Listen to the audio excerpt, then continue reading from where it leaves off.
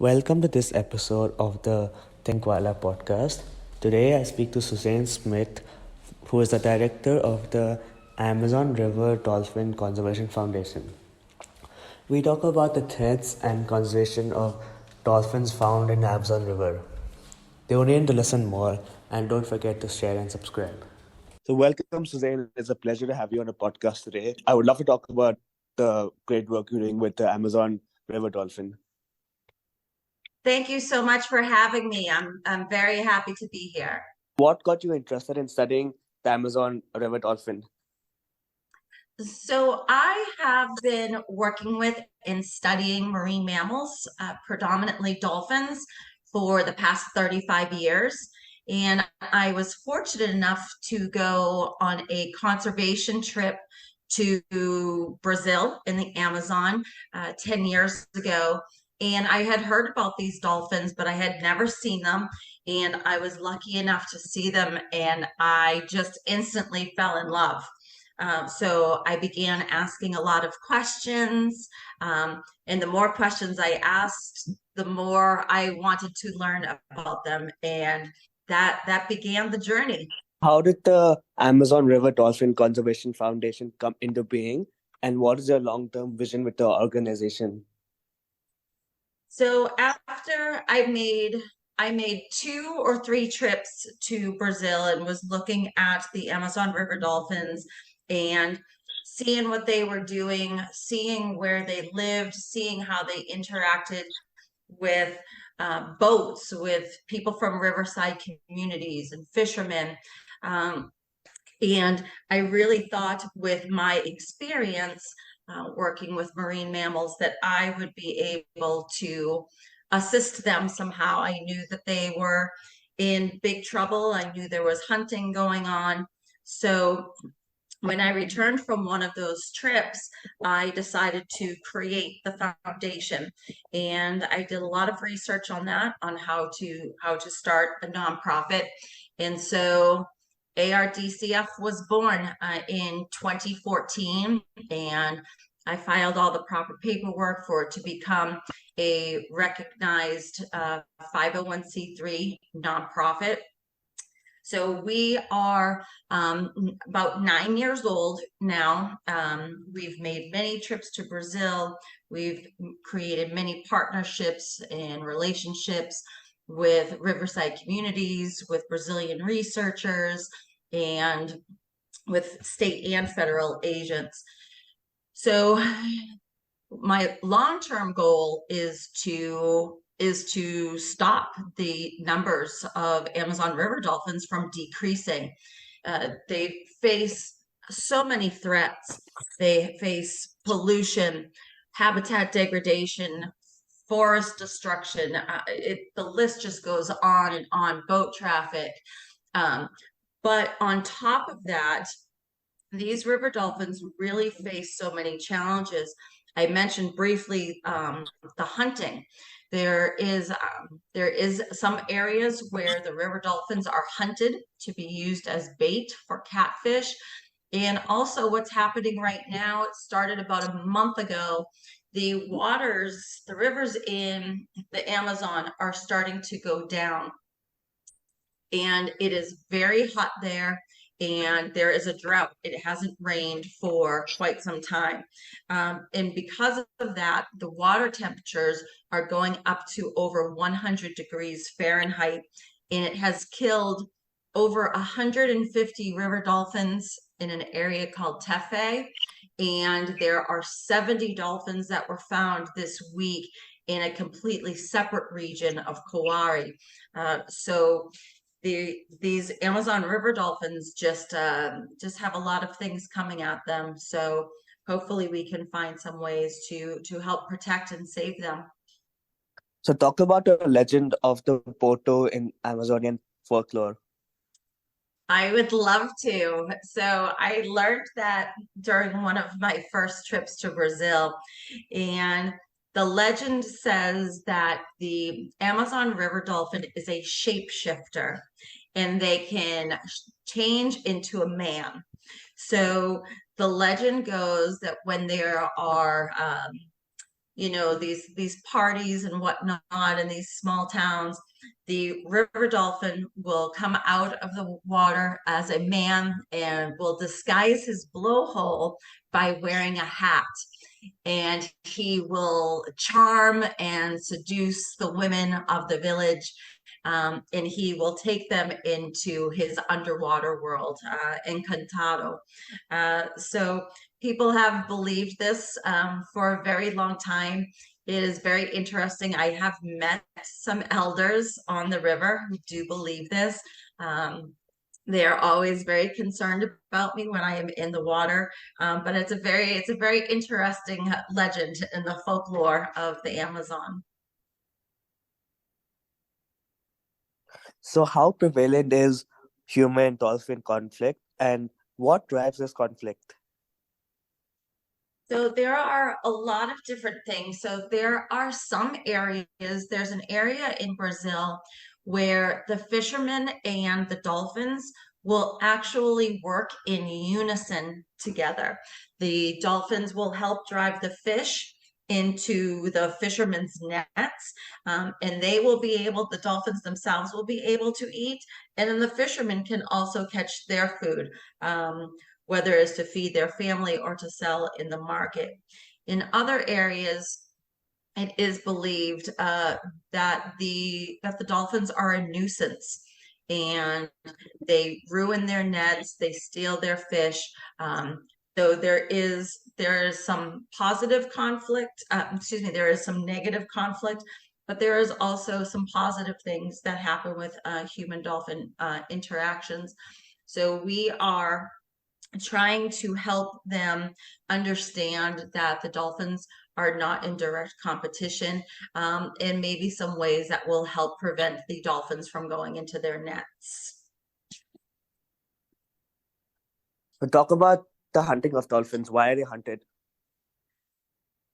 That's a great question, and it's very unfortunate. So there's an area closer to the mouth of the Amazon up in Brazil, but closer to the Colombia and Peru side, where dolphins are being hunted to be used as bait for catfish. They are they are killed with machetes and harpoons as well. And then the bodies are stuffed into wooden bait boxes so that they can catch a catfish that is known as the piracachinga.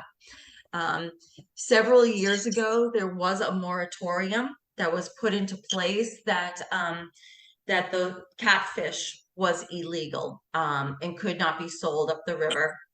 And there were ways that people could get around that. They would go ahead and they would clean the fish where the fish were caught so that they could not be identified as piracachinga, but they could still be sold in markets because under a different name. Um, Fortunately, or well, unfortunately, the moratorium was lifted a couple of years ago, but the moratorium is now back in place, and hopefully we will be able to see some numbers stabilize in those regions. What are some other threats faced by the Amazon River dolphin? Like I mentioned, there is pollution. There is boat traffic, which of course creates a lot of sound in the water, which affects their hearing, which is something that they completely rely on. There is habitat degradation, there is habitat destruction, there is illegal mining. They are also building dams in the Amazon. So they have a lot of threats that challenges their existence every single day. And then, like I mentioned, with hunting them as bait, and then of course this unusual mortality event currently happening right now. The river dolphins are in a lot of trouble and need our help. How is the ARDF contributing to the conservation of this beautiful creature? So we have a lot of projects that are simultaneously happening. So we do a photo identification catalog. There are many individuals that we can recognize, and it starts to help us understand where the dolphins are going. Um, is it more in the center of the river? Are they crossing the river? Are they staying in the forest? And with that, we are also doing population surveys in some of these areas. Um, and when we first started, we were focusing only on the Amazon pink river dolphin, but there is another freshwater species of dolphin in the area that's also endangered because all freshwater dolphins are endangered now as of 4 years ago. And that is called the Amazon gray dolphin or the tucuxi. Um, and everywhere we went, we could see tucuxi. So we decided to start doing photo ID catalogs for them and also the population studies because they were right there with the photos. So it was additional information and data that we were able to collect. We also do a lot of conservation education, especially in the riverside communities. Um, we tell them about, dolphins being apex predators and they are sentinels. They can tell us what is happening with the river because if the dolphins are not healthy, then the entire ecosystem is not going to be healthy, and especially if everyone is eating the same fish. If the fish is not healthy, it is not good for human consumption either. And so just working on a lot of education like that and trying to figure out what are their needs. Talking about the riverside communities. Um, do we need and how we can help them in trying to find solutions because we can we could go in there and say killing dolphins is not right, but unless they have a solution on how to care for their families and live life, then it's not going to work. So we try to work together to create solutions in how things can be better down there. So talk about the expeditions which the ARDCF organize. Yeah, the expeditions are great. So we try to do one or two expeditions a year. We go on a large live aboard boat, and we take about 20 to 22 people. It's two people per room. It's a beautiful boat. All your meals are prepared for you. Um, and we travel the Amazon. I take everyone to the conservation areas where we are working with the Amazon River dolphins, so they can see them and experience them. But we also tow canoes with us and we go on really early morning excursions. I love getting out in the morning before the sun even rises because then all of a sudden you're sitting in the canoe and it's so quiet and it's still dark before the sun comes up. But then you can start to hear the animals wake up and you can start to hear the birds calling. You can start to see some rustling in the trees and you can see the monkeys on the move. You hear the howler monkeys howling. They have such an amazing voice. But we also do nighttime excursions as well. We go out in the canoes at nighttime and we can see caiman and owls, all kinds of wildlife to be seen. We go fishing for piranha. We also visit a lot of the riverside communities. I think that's really important for people, our participants, to see how the people in the riverside communities live. Um, and I just want everyone to see the Amazon and really fully appreciate everything that it has to offer and the diversity, so that they want to help save it too.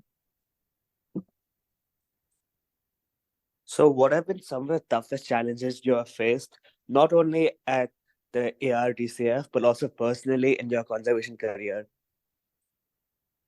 Oh goodness.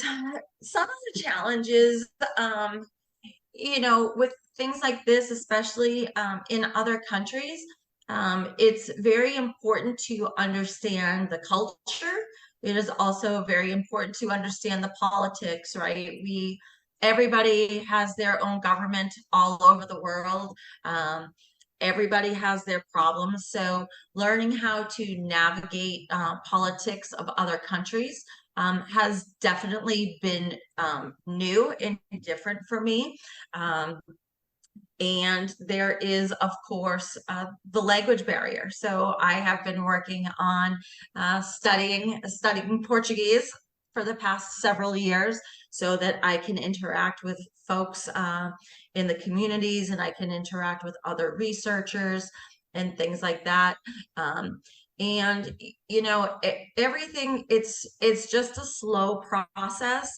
So being patient and persevering, and just stay with the mission, because it's hard, especially when new challenges arise for the animals, whether it's the hunting, or now it's because of climate change and toxic algae.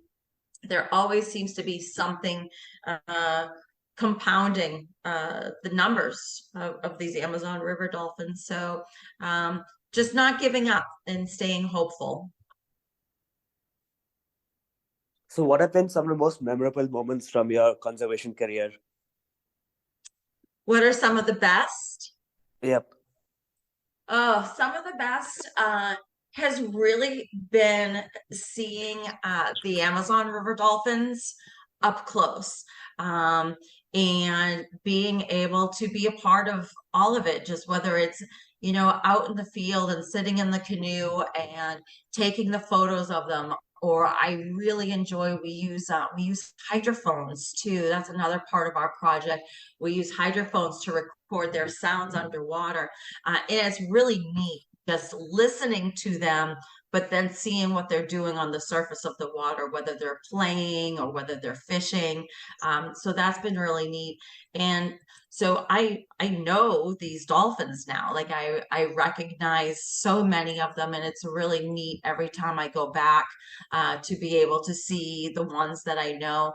But that also goes for the people as well, because if the people do not believe in this project, then the project is not going to be successful. And I have been able to create so many wonderful friendships in Brazil that truly makes all the difference with them. They are so gracious, and they're wonderful people. So I enjoy that so much. My final question for you is that how can individuals contribute to ARDCF and the river dolphin conservation as a whole? Yeah, there's two really easy ways to get involved and to help with ARDCF. First, you can keep an eye out on our website for when we are doing expeditions. So you can come down and see firsthand for yourself how beautiful the Amazon is and how the world needs to rely on this place.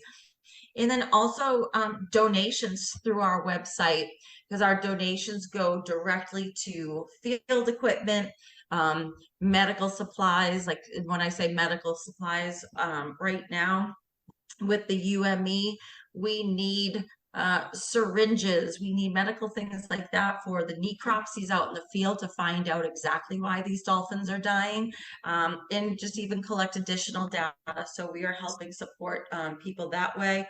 But the field equipment, our cameras, our hydrophones, we've been using drones to monitor their behavior and to see their fishing techniques and their strategies and where they are going. So all of that money goes directly to those projects. And then, of course, there's a lot that people can do at home, just, always the most basic, but it seems to be overlooked sometimes, just recycling and reusing products that are in your house.